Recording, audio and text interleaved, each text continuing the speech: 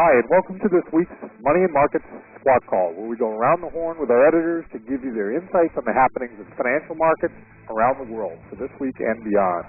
Today is Tuesday, July 22nd. I'm Mike Burnick, and joining me today are Mandeep Rai and Doug Davenport. We've certainly seen our share of volatility over the last week since we last met, mostly due to geopolitical concerns, of course, the rising tensions in the Middle East, particularly what's going on between Israel and Hamas and the Gaza Strip. It just adds another sort of chapter to what is very quickly becoming a real nail-biter over in the Middle East in terms of the cycles of war moving higher.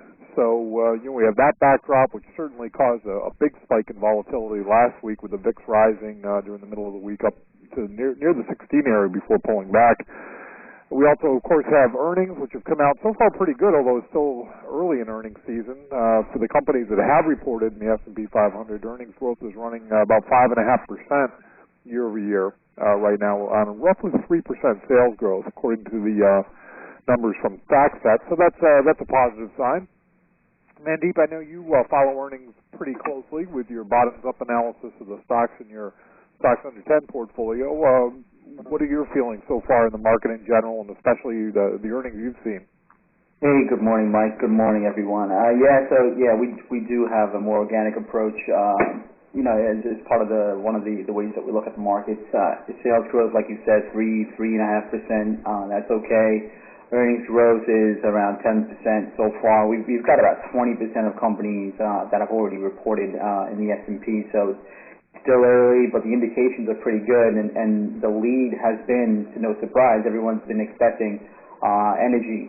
Energy's earnings, sales have grown 10%, earnings have grown 17.5%. We're long energy. It's one of the overweight sectors in our sub-10 portfolio. There's a lot of miners and so forth that you can choose for playing the domestic play, share play, and they worked out really nicely for us. The other thing I'll mention is, you mentioned the geopolitical risks that are rising, the volatility that we've seen. The S&P this will come together at the end. The S&P has dropped about 1% through some of the volatility, largely going sideways, and derives a large portion of its revenues from different countries across the globe. Then you have the Russell, which is more insulated from the global affairs, derives most of its revenues domestically, regionally, and so forth. Yes, you do buy goods from China, you buy manufactured materials and products from China, but you sell them domestically, regionally, in your local areas, and that index, through the volatility, has dropped 5.5% since its high in July, early this month. So that's a bit of a divergence, and I think it's attributable to the risk sentiment. I don't think it's correctly being attributable to the geopolitical tensions, because you'd expect the one that's more domestically oriented to hold up stronger. But that's some of the headwinds that we're facing, and some of the volatile nature in our sub-10 universe that's being impacted by the overall volatility as well. So we, from an earnings strictly perspective, we're happy with what's going on. We're not seeing the dramatic sales increase, but we are seeing growth. We're seeing the earnings expand, so you don't see the price getting too far ahead of earnings as much as you have. That'll help some of the multiple expansion concerns that some of the bears have been saying. We are not really in a inline valuation for the market, so seeing that growth is helpful. And we're using the earnings season to get on to the conference calls, read the transcripts, read the press releases, try to find companies that are innovating, they're delivering, their earnings stories, they're gaining market share, and increasing their returns to shareholders, and then hopefully that's all continue to work for us as it has. Okay, just digging a little deeper into the earnings, we have seen some nice positive surprises in the first few weeks here out of financials and healthcare, And you mentioned energy. Actually, FactSet expects the energy sector to have the most positive surprises according to their analysis. So which of the sectors, especially in the smaller stock universe, appear to have the best upside potential right now?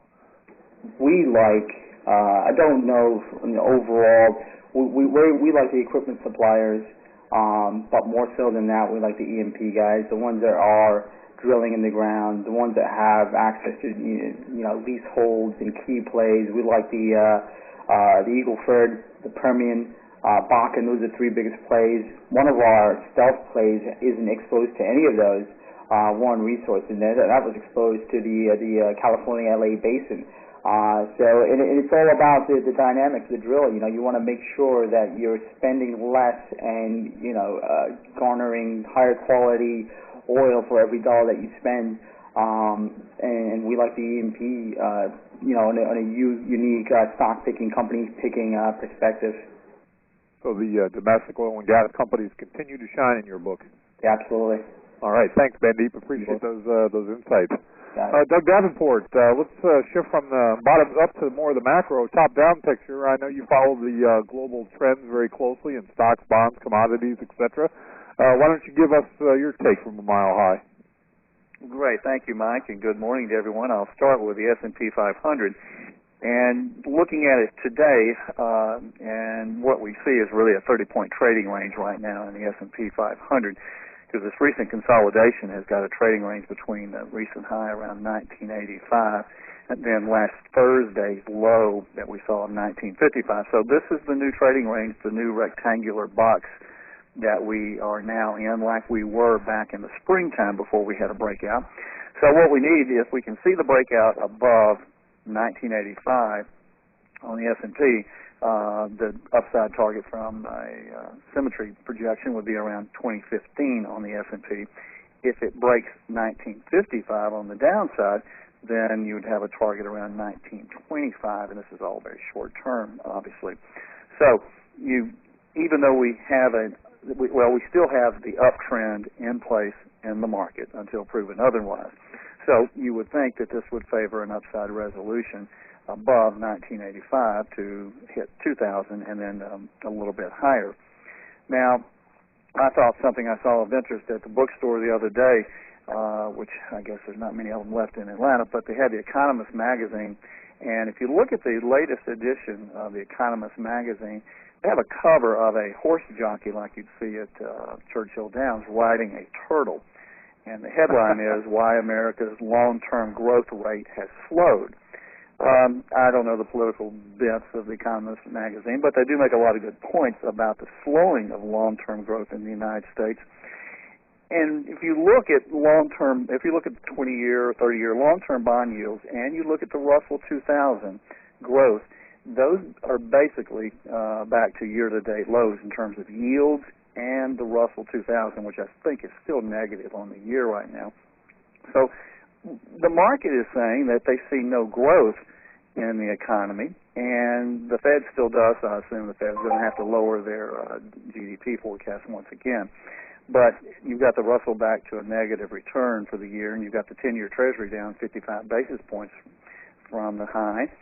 And if you look at inflation, I see the CPI came out this morning, and what's interesting is that you're seeing inflation accelerating. It said that talking about the cost of rents, it's now 30%. Rents are now 30% of the cost of living for the median U.S. consumer. So that's high. You've got inflation accelerating on food stuff, even though we've had a pullback in the commodities. And real wages, that's actually getting to be negative right now. I think it showed that real wages are negative for right now. So if you look at the bond market, as I said, I invest in TLT. Inflation is still low. The potential of disappointing second quarter GDP is certainly out there. And demands for bonds have been very strong so far this year. But I think you've got a trading range on the yield of the 10-year for what I look at is about 2.46 to 2.56. Emerging markets look very attractive. I invest there. Brazil is attempting to make a breakout. You look at quite a few Brazilian equities are showing up on the screen that I look at, and Brazil, the ETF, is doing well. It's following the pattern of India this year, which had a change in government that would be positive for the economy. And Brazil looks like all the pre-election results or polls are showing that the current administration will not be there in the fall. And so Brazil is looking toward more growth-oriented policies, so that market is doing well. Latin American stocks, you can look at the Latin American ETF, and those are certainly popping up. China looks good, but who knows with that. Oil, it's just in a narrow trading range, as it always has been, it seems like, for the last 3 years. Gold, I kind of get worried if gold can't do any better than this with all the world problems right now. I'm still invested long, but it's certainly worrisome that it can't get back above 1320 to 1330 right now, so that's certainly something I have to watch and see. Other than that, that's about it. Okay, I'll ask you kind of sort of the same question anyway that I asked Mandeep in terms of sectors or broad asset classes, which you specialize in, Doug. If you had to pick just one asset class you think would have the best performance from here through year end, which would it be? Well, for year end, I'd still have to think. Well, it probably could be a healthcare for a sector. I think healthcare is certainly doing well, and energy are doing well. Those are the two top sectors right now. As an asset class, maybe it's going to be emerging markets. Okay, thanks for sharing that. We'll definitely keep an eye on energy and healthcare, which have both been very strong so far this year. All right, well, that about wraps it up for today, but thank you all for joining and sharing your insights with us, and be sure to tune in again next week for our next Squawk Box call. Thanks, gentlemen. Thanks. Thank you. Thank you, and be sure to tune in again next week. Until then, I'm Mike Bernick for Money and Markets. Good investing.